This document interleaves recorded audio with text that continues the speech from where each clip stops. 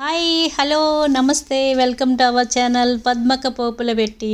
నేను కెనడాలో చల్లగా హాట్ కూరలు చేస్తున్నానండి. చాలా బాగుంటాయి. ఇది సోయా గ్రాన్యూల్స్ ఫ్రై సూపర్ అంటే సూపర్గా ఉంది. మీరు కూడా ట్రై చేయండి. ఈ సోయా గ్రాన్యూల్స్ ఈ మార్కెట్లో అవైలబిలిటీ ఉంటుంది కదా. తర్వాత ఉల్లిపాయ పచ్చిమిరపకాయలు వేయించేసి అల్లం వేసి వేయించేసేయండి. సో ఆయిల్ కొంచెం ఎక్కువే వేసుకోవాలి కూరకి. తర్వాత నీళ్లు మరిగించి అందులో ఈ సోయా గ్రాన్యూల్స్ వేసి 5 నిమిషాల ఉంచి దీన్ని డ్రైన్ చేసేయండి. డ్రైన్ చేశాక చల్లని నీళ్ళతో ఒకసారి మళ్ళీ కడిగేయండి. అప్పుడు ఈ వేడంతా పోయాక చక్కగా వాటర్ లేకుండా బాగా పిండేయండి. లేకపోతే కూర లూజ్గా అయిపోద్ది కదా. పిండేసేసుకుని పక్కన పెట్టుకోండి. ఈలోపు మనం వేయించి ఉంచుకున్న ఉల్లిపాయ పచ్చిమిరపకాయ అల్లం పేస్ట్ వేయించి ఉంచుకున్నాం కదా. ఈ పిండేసిన సోయా గ్రాన్యూల్స్ పొడిని కర్రీలో వేసేయండి.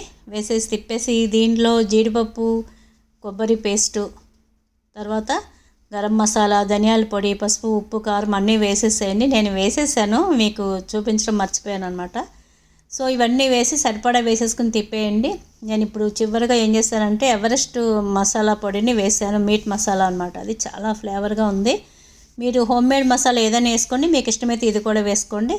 చాలా టేస్టీగా ఉంటుందండి. ఇది అచ్చు వెజ్ కర్రీలాగా కాకుండా నాన్ వెజ్ కర్రీలాగా ఫీలింగ్ వస్తుంది. దానికోసం ఈ మీట్ మసాలా వేసాను నేను. మీరు అలా ఇష్టం లేకపోతే హ్యాండ్మేడ్ మసాలా వేసుకోండి. ఇలా బాగా వేపేసి చివరిగా పచ్చిమిరపకాయలు కరివేపాకు కొత్తిమీర వేసి తీసేయండి. చాలా టేస్టీగా ఉంటుందండి ఈ కూర. మీరు ఒకసారి ట్రై చేయండి. ట్రై చేసి నాకు కామెంట్ పెట్టండి. సూపర్ అంటే సూపర్. మరి ఈ రెసిపీ నచ్చితే లైక్ చేయండి, షేర్ చేయండి, కామెంట్ చేయండి. Thank you for watching. Bye. Let us meet again.